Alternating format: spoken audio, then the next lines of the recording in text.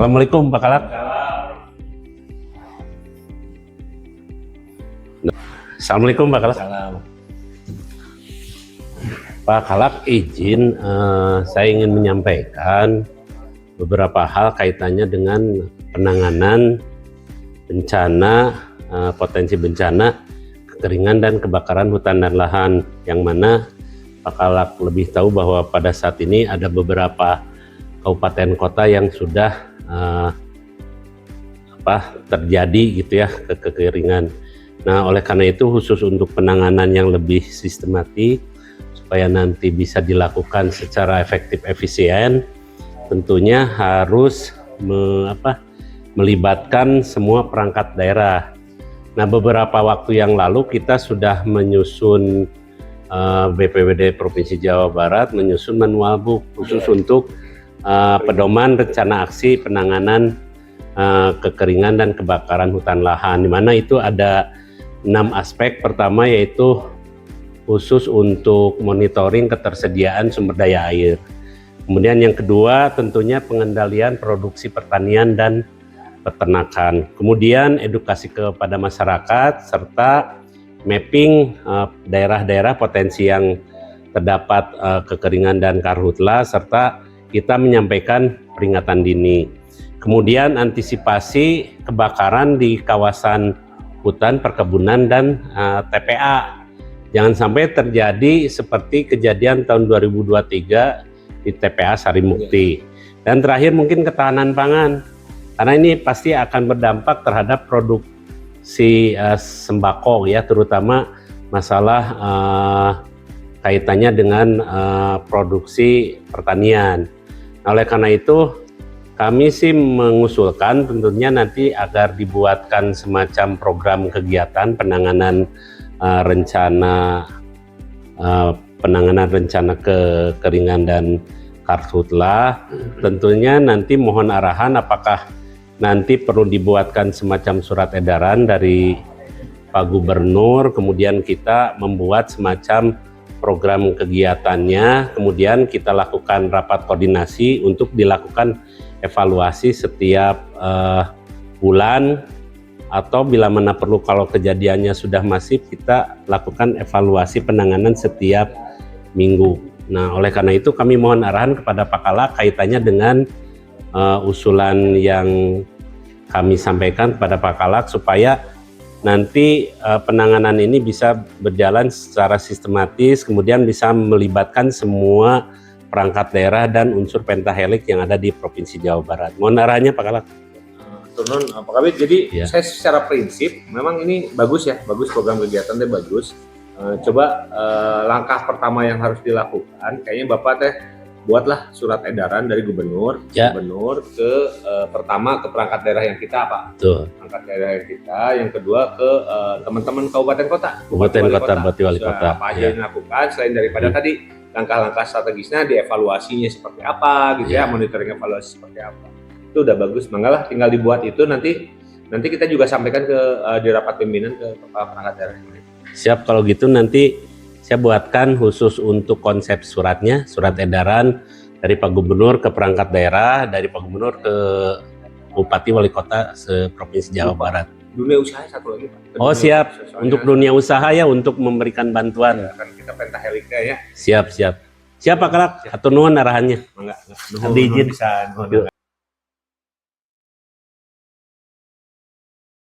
Bismillahirrahmanirrahim. Assalamualaikum warahmatullahi wabarakatuh. Yang terhormat Bapak-Bapak, Ibu-Ibu dari perangkat daerah Provinsi Jawa Barat, perkenalkan nama saya Edi Heryadi, jabatan Kepala Bidang Pencegahan dan Kesiapsiagaan BPBD Provinsi Jawa Barat. Pada saat ini saya diberikan mandat dari Pak Kalak untuk melakukan koordinasi penanganan kekeringan dan kebakaran hutan dan lahan.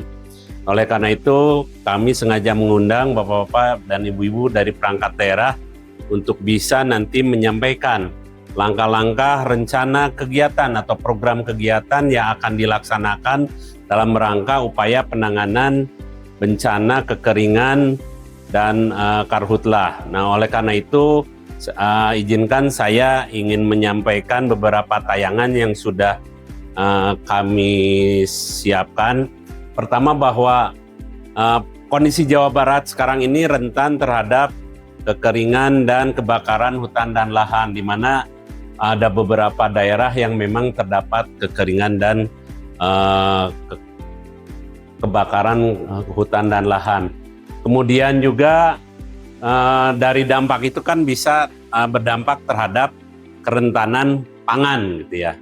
Kemudian juga kaitannya dengan perubahan iklim, bahwa sesuai dengan perakiran cuaca dari BNPB bahwa kita ini mempunyai potensi akan terlanda badai El Nino, sehingga diperkirakan bahwa kejadian kekeringan dan karhutla ini bisa berpotensi seperti kejadian di tahun 2023. Kemudian kita lihat bahwa prediksi puncak musim kemarau tahun 2026 ini diperkirakan di bulan Juli 8%, sebagian kecil Jawa Barat, bagian timur dan tengah. Kemudian di bulan Agustus 90%, sebagian besar wilayah Jawa Barat terlanda musim kemarau. Kemudian bulan September sebagian kecil Jawa Barat, bagian utara terlanda musim kemarau. Kemudian untuk selanjutnya, nah yang perlu diperhatikan dalam program kerja ini, kita juga harus memperhatikan ketersediaan sumber daya air. Mungkin dari teman-teman dari perangkat daerah nanti bisa memaparkan program kegiatan khusus untuk kesediaan sumber daya air itu seperti apa.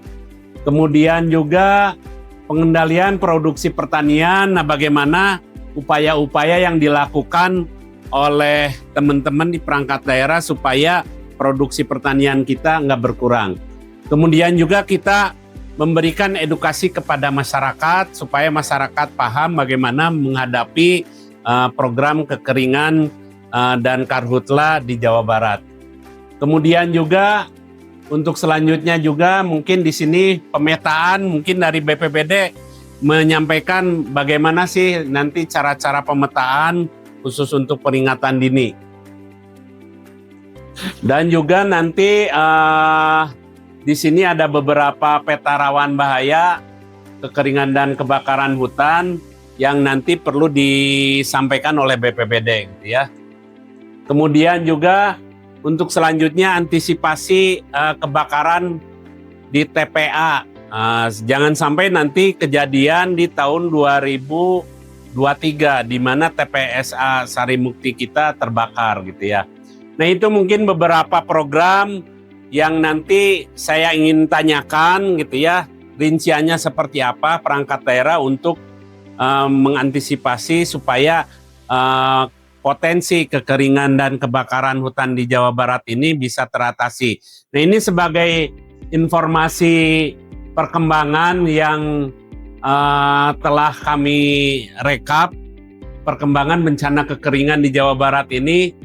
Di sini sudah terdapat 87 kecamatan gitu ya yang terlanda kekeringan. Kemudian desanya di 190, korban terdampaknya di 60.992 KK, di 203.966 jiwa. Kemudian di sini ada 15 kabupaten kota yang memang sudah terdampak kekeringan. Nah, oleh karena itu pada kesempatan ini saya ingin menghimpun informasi apa-apa saja program kegiatan yang sudah dilaksanakan oleh perangkat daerah selama ini. Nah, untuk itu kami persilahkan pertama mungkin dari Dinas Pertanian. Ada hadir nggak Dinas Pertanian? Silakan. Dinas Pertanian. Pak Reza dari mana? Oh ya, itu tanaman pangan hortikultura. Apa saja yang sudah disiapkan Pak Reza? Dari Dinas Tanaman Pangan. Siapa ingin Pak menyampaikan Pak dari Dinas Tanaman Pangan dan Hortikultura. Yang pertama terkait dengan pengaturan pola tanam pertanian Pak. Ya. Yang pertama, kadar tanam berbasis perkiraan musim dari BMKG dan kondisi lahannya. Ya. Yang keduanya, varietas tanam kering. seperti padi gobo, jagung kering, dan kedelai. Yang ketiganya, diversifikasi tanaman dengan mengkombinasikan tanaman pangan, hortikultura dan perkebunan agar mengurangi risiko kegagalan panen, Pak. Seperti itu, Pak, mungkin, Pak. Ya. Terus itu mungkin nanti perlu diikuti dengan penyuluhan-penyuluhannya. Baik, terima kasih. Kemudian kami mohon informasi dari Dinas Lingkungan Hidup. Dinas Lingkungan Hidup mungkin siapa, Pak Rian ya? Mangga. Dari Dinas Sumber Daya Air. Oh, sumber daya air. Sumber daya air. Oh, ketersediaan sumber daya air mungkin silakan. Ada beberapa hal terkait ialah pengawasan kualitas air.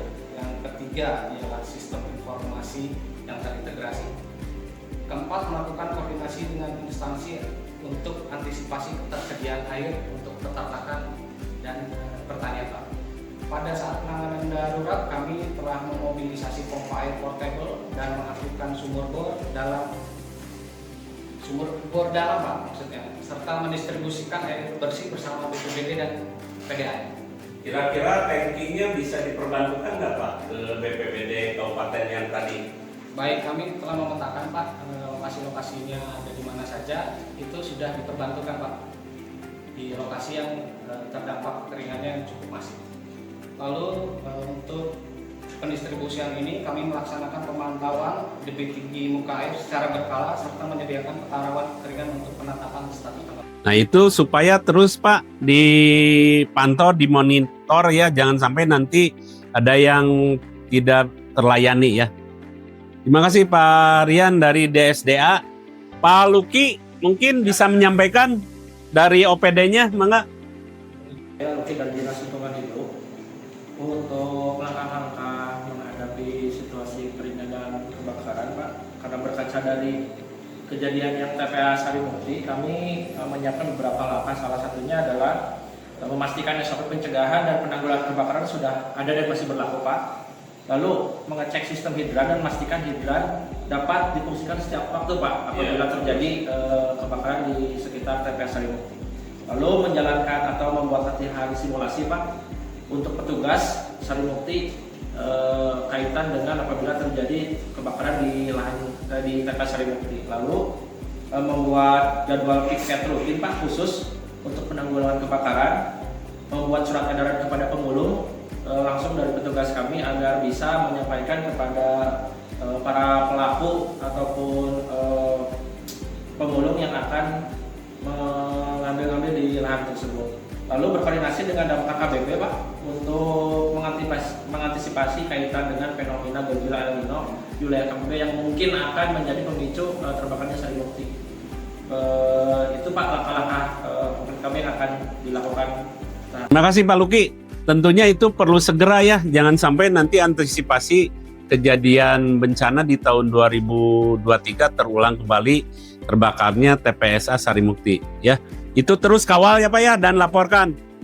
Kita coba kita evaluasi sementara minimal 1 bulan sekali, atau kalau memang sudah frekuensinya sudah banyak, kita nggak menutup kemungkinan selama 1 minggu sekali kita lakukan evaluasi penanganannya, sehingga nanti kita akan terintegrasi dalam penanganan bencana. Jangan sampai nanti masyarakat kita teriak-teriak di media sosial tidak tertangani oleh kita. Dan yang paling penting, senantiasa kita berkoordinasi dengan perangkat daerah yang ada di kabupaten kota. Saya kira cukup. Mungkin ada yang mau disampaikan dari teman-teman dari apa yang disampaikan program kegiatan tersebut.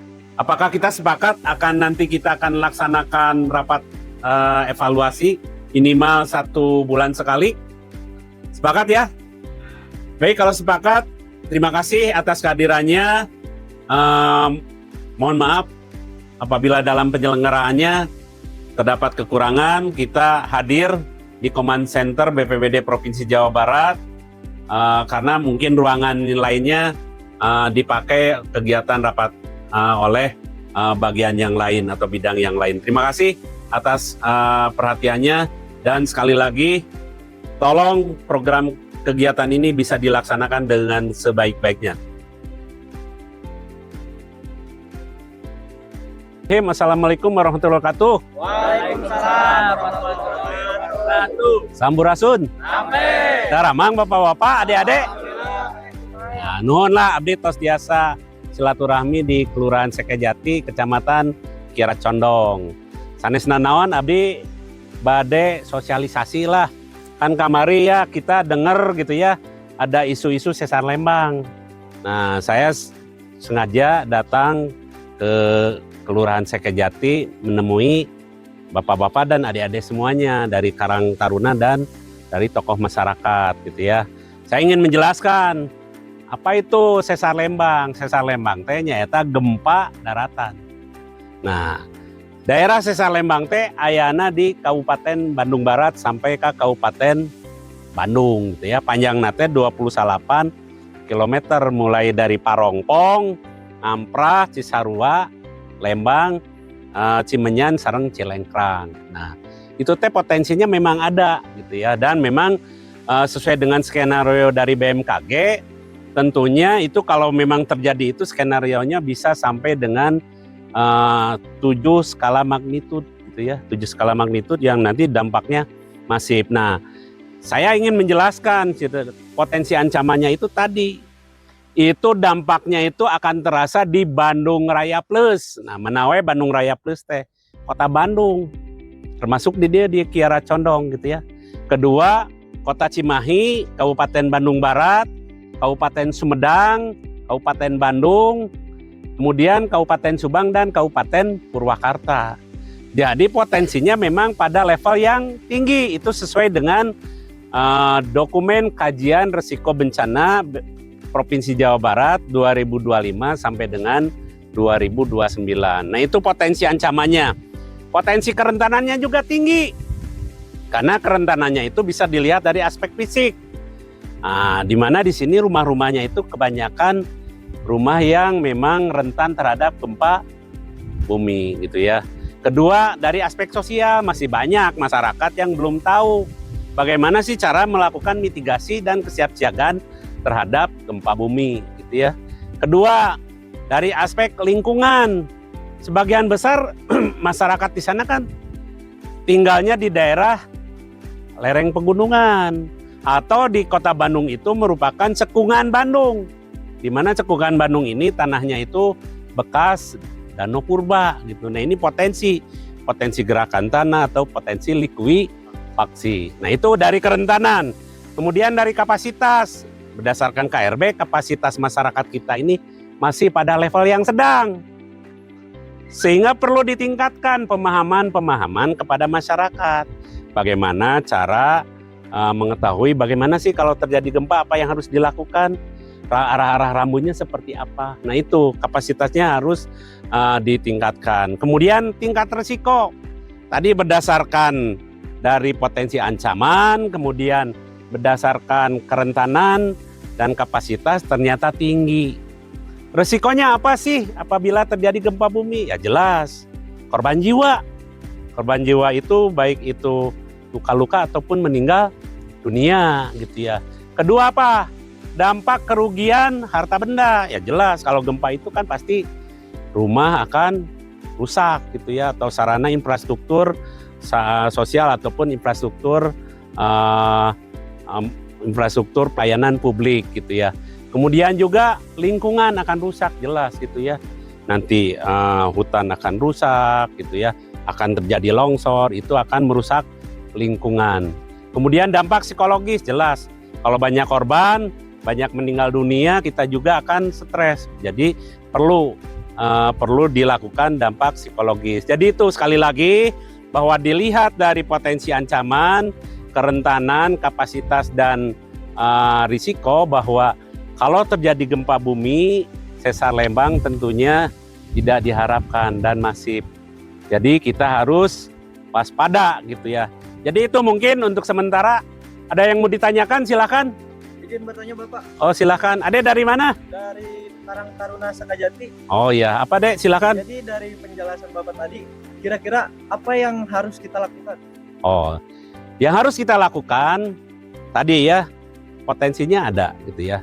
Tapi kita nggak tahu kapan terjadi gempa bumi, karena yang namanya gempa bumi ini salah satu bencana yang memang tidak bisa diprediksi. Nah, apa yang harus dilakukan yaitu meningkatkan kewaspadaan dengan cara membangun mitigasi dan kesiapsiagaan. Pertama, budayakan sadar bencana. Apa itu sadar bencana? Pertama, kita harus cek potensi ancaman yang tadi. Sebetulnya kita punya alat aplikasi untuk mengecek potensi ancaman bencana yang ada di wilayah kita. Nah, punya HP kan? Android, nah itu bisa cek Inaris Personal. Inaris Personal itu nanti akan mengecek potensi ancaman bencananya apa, gempa misalnya level apa, tinggi apa yang harus dilakukan pada pada saat, pada pasca bencana. Kemudian identifikasi risiko tadi. Kalau terjadi gempa apa tadi? Dampaknya apa? Korban jiwa kan? Nah itu. Kedua apa selain korban jiwa? Kerusakan, kerugian harta benda. Kemudian apa lagi? Dampak psikososial. Kemudian kerusakan lingkungan atau bangunan gitu ya. Jadi itu. Kemudian setelah tadi kenali ancamannya, kenali risikonya, kenali cara-cara penyelamatannya. Bagaimana? Pertama, lakukan titik kumpulnya di mana? Sepakati titik kumpul rencana evakuasinya. Buat arah rambu-rambu, gitu ya. Arah rambunya kemana, titik kumpulnya di mana, gitu ya. Kemudian lakukan simulasi secara rutin, itu minimal 1 tahun sekali. Dan jangan lupa dibentuk tim siaga bencana yang ada di kewilayahan, di RW. Ketua RW wajib membentuk tim siaga bencana. Misalnya ketua RW-nya sebagai IC Commander, di bawahnya harus ada tim evakuasi, tim medis, kemudian ada tim khusus untuk pengamanan lingkungan, Hansip juga dikerahkan, ada tim khusus untuk nanti pengecekan apa yang kerusakan. Kemudian nanti juga ada tim khusus untuk menyiapkan logistik gitu ya. Jadi itu bapak-bapak, adik-adik ya yang dapat saya sampaikan. Semoga jelas dengan sosialisasi ini yang begitu singkat. Terima kasih. Wassalamualaikum warahmatullahi wabarakatuh.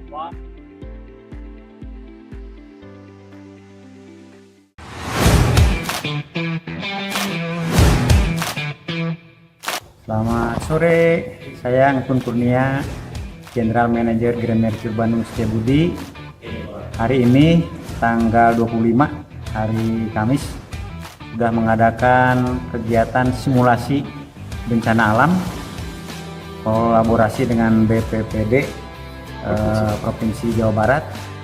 Sangat bagus sekali ya, jadi kita sangat terinspirasi dan juga banyak pengalaman-pengalaman atau pengetahuan yang baru yang sudah dilatihkan dari BPPD Provinsi Jawa Barat, dan sangat berguna sekali untuk mengantisipasi bencana yang sedang mudah-mudahan tidak akan terjadi di masa yang akan datang, tapi setidaknya kita mengantisipasi agar supaya terlatih seandainya terjadi hal-hal yang tidak diinginkan, kita sudah siap dan tidak terlalu panik, dan juga bisa menyelamatkan diri sendiri, tamu-tamu, masyarakat, dan juga aset hotel yang kami tempat bekerja. Demikian, terima kasih. Baik, Assalamualaikum warahmatullahi wabarakatuh. Waalaikumsalam. Saya Edi Haryadi, Jabatan Kepala Bidang Pencegahan Kesiapsiagaan BPD Provinsi Jawa Barat.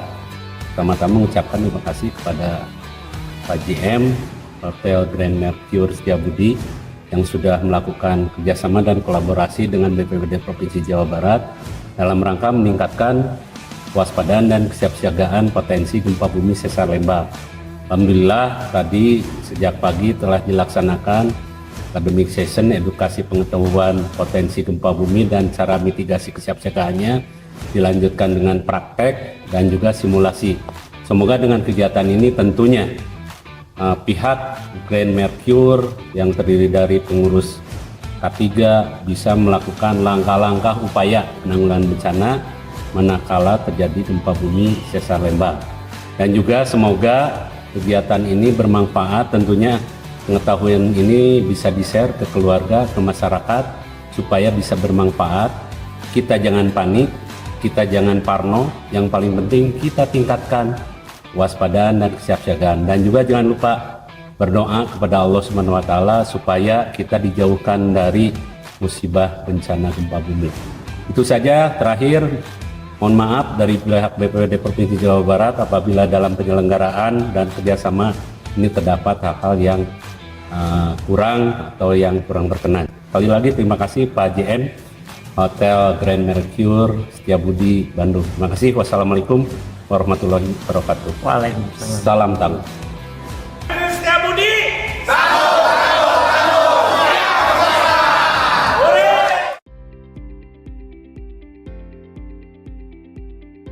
Bismillahirrahmanirrahim. Assalamualaikum warahmatullahi wabarakatuh. Sampurasun. Turnuhun.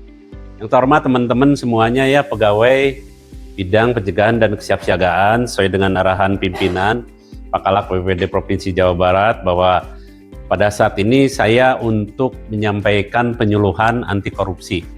Anti korupsi khususnya yang nanti implementasinya di bidang pencegahan dan kesiapsiagaan. Saya udah menyiapkan beberapa slide, izinkan untuk menyampaikannya. Nah, menurut Undang-Undang Nomor 31 Tahun 1999 sebagaimana telah diubah dengan Undang-Undang Nomor 20 Tahun 2001 tentang pemberantasan tindak pidana korupsi. Korupsi merupakan setiap perbuatan melawan hukum, baik itu memperkaya diri sendiri ataupun memperkaya orang lain gitu ya. Atau korporasi di sini perusahaan yang merugikan keuangan negara atau perekonomian negara ya, termasuk penyalahgunaan kewenangan dalam jabatan. Nah, kita lihat konteks khusus untuk BPBD, di mana korupsi merupakan penyalahgunaan kewenangan dalam penyelenggaraan penanggulangan bencana, baik itu pada pada saat ataupun pada pasca, sehingga mengurangi efektivitas pelayanan kepada masyarakat dan terdampak. Jadi layanan masyarakat terlantar, kemudian tentunya ada kerugian negara gitu ya. Nah, kemudian unsur-unsur korupsi. Nah, kita harus paham apa sih unsur-unsur korupsi. Suatu perbuatan dapat dikategorikan korupsi apabila memenuhi beberapa unsur. Pertama, ada penyalahgunaan kewenangan gitu ya. Kedua, bertentangan dengan peraturan perundang-undangan. Peraturan perundang-undangan sudah menjelaskan kita dilanggar. Kemudian bertujuan untuk memperkaya diri dan memperkaya orang lain gitu ya. Memperkaya diri aja udah jelas, apalagi memperkaya orang lain gitu ya. Kemudian menimbulkan kerugian keuangan negara dan dilakukan secara sengaja gitu ya. Nah, kalau tidak secara sengaja misalnya orang gila korupsi enggak, nah itu patut dipertanyakan gitu ya. Jadi secara sengaja. Kemudian landasan hukum dalam kegiatan pemberantasan korupsi. Pertama, Undang-Undang Dasar Negara Republik Indonesia tahun 1945 menjadi dasar penyelenggaraan pemerintahan yang bersih, berintegrasi dan bebas dari praktek korupsi. Kemudian Undang-Undang Nomor 31 tahun 1999 tentang pemberantasan tindak pidana korupsi dan diubah dalam Undang-Undang Nomor 20 tahun 2001. Kemudian Undang-Undang Nomor 30 tahun 2002 sebagaimana telah diubah dengan Undang-Undang Nomor 19 tahun 2019 yang mengatur pembentukan dan kewenangan Komisi Pemberantasan Korupsi atau KPK. Kemudian PP Nomor 94 tahun 2021 tentang disiplin PNS. Dan juga Undang-Undang Nomor 24 tahun 2007 tentang penanggulangan bencana. Di sini dijelaskan bahwa penyelenggaraan penanggulangan bencana secara akuntabel dan bertanggung jawab. Nah, itu. Jadi ada aspek akuntabilitas. Nah, sekarang apa sih contoh kasus korupsi yang memang nanti bisa terjadi di bidang pencegahan kesiapsiagaan? Pertama yaitu markup pengadaan alat peringatan dini. Markup di sini misalnya anggaran seharusnya misalnya 100 juta di markup menjadi 150 juta. Nah, ini salah satu contoh kasus korupsi. Kemudian pelaksanaan pelatihan dan simulasi fiktif. Di kegiatannya ada tapi tidak dilaksanakan, di SPJ-nya dibuatkan seolah-olah ada. Nah, itu juga merupakan potensi korupsi. Kemudian Kalau terjadi korupsi tentunya ada sanksi. Sanksi apa saja? Pertama sanksi hukum. Ini udah jelas gitu ya. Tadi undang-undang menjelaskan. Apa saja sanksi hukumnya? Pertama sanksi pidana. Undang-undang nomor 31 tahun 1999 yang diubah dalam Undang-Undang nomor 20 tahun 2001 tentang pemberantasan tindak pidana korupsi. Pelaku dapat dikenai apa saja? Pertama, pidana penjara, itu jelas gitu ya. Kemudian pidana denda, udah mah di penjara, didenda, kalau nggak bisa bayar denda, dilamakan gitu ya, dikompensasi dengan lamanya kurungan. Kemudian pembayaran uang pengganti kerugian negara dan juga pidana tambahan sesuai dengan putusan pengadilan. Itu tindak pidana sanksi hukum. Kemudian di sini ada sanksi disiplin ASN. Nah, jelas kalau yang namanya korupsi kemudian udah inkrah itu bisa diberhentikan dengan tidak hormat dan si pegawai itu tidak menerima pensiun gitu ya. Kemudian sanksi etik jelas di sini nanti ada pemeriksaan dari majelis kode etik yang mungkin nanti oleh BKD gitu ya. Kemudian nanti ada sanksi sosial dan rekomendasi pembinaan atau sanksi administrasi. Nah, itu sanksi etiknya. Kemudian sanksi sosial, nah ini udah repot sanksi sosial, nanti urusannya dengan masyarakat. Apa saja? Pertama, pelaku juga bisa mengalami hilangnya kepercayaan masyarakat. Kita udah dicap nanti oleh masyarakat gitu ya. Kemudian rusaknya reputasi ya udah jelas. Kita akan nanti dipecat gitu ya dari jabatan kita. Kemudian hilangnya kesempatan promosi jabatan, boro-boro kesempatan promosi jabatan karena kita udah dipecat gitu ya. Diberhentikan dengan tidak hormat. Kemudian kehilangan kehormatan profesi ASN, itu udah jelas.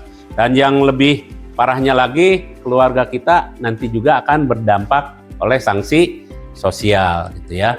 Kemudian bagaimana sih upaya untuk menghindari supaya kita sebagai ASN tidak melakukan korupsi gitu ya. Di sini udah dijelaskan, ASN di BPBD perlu menerapkan langkah-langkah sebagai berikut. Menjaga integritas. Apa itu integritas? Dalam segala kegiatan itu harus sesuai dengan peraturan dan perundang-undangan yang berlaku. Kemudian menerapkan akuntabilitas, yaitu pengelolaan kegiatan di sini itu sesuai dengan SOP, sesuai dengan aturan. Kemudian transparansi, memanfaatkan sistem informasi yang bisa diakses oleh publik sesuai dengan peraturan perundang-undangan. Kemudian mematuhi SOP dan peraturan tadi, melaksanakan pengadaan barang dan jasa sesuai dengan aturan. Kemudian mematuhi prosedur distribusi logistik dan bantuan ya. Kemudian membangun budaya anti korupsi, yaitu mengamalkan ASN berakhlak. Apa itu ASN berakhlak? Pertama, berorientasi pada pelayanan, bahwa kita di BPBD mah jelas harus mengutamakan pelayanan kepada masyarakat. Kedua, akuntabel, bertanggung jawab setiap penggunaan anggaran, bahwa setiap anggaran itu harus dipertanggungjawabkan secara administrasi dan secara kenyataan pelaksanaannya gitu ya. Jangan sampai nanti administrasi direkayasa tapi kegiatannya tidak ada. Kemudian kompeten, meningkatkan kemampuan dalam pengelolaan dan penanggulangan kebencanaan. Loyal, menjaga kepentingan bangsa dan negara. Kelima, kolaboratif, yaitu bekerja sama aparat pengawasan masyarakat dan lembaga secara transparan gitu ya. Nah, ini kita udah bikin slogannya, di sini bisa dilihat, budayakan anti korupsi. BPBD bersih, bencana teratasi, masyarakat selamat gitu ya. Nah, kita buat semacam komitmen, kami ASN BPBD berkomitmen tolak korupsi untuk Indonesia yang lebih baik. Nah, itu mungkin teman-teman hal-hal yang dapat saya sampaikan kaitannya dengan penyuluhan anti korupsi. Kami mengharapkan teman-teman tidak hanya paham tapi bisa melaksanakan dalam pelaksanaan kegiatan atau tugas sehari-hari. Itu saja yang dapat kami sampaikan. Terima kasih. Wassalamualaikum warahmatullahi wabarakatuh. Atur nuhun.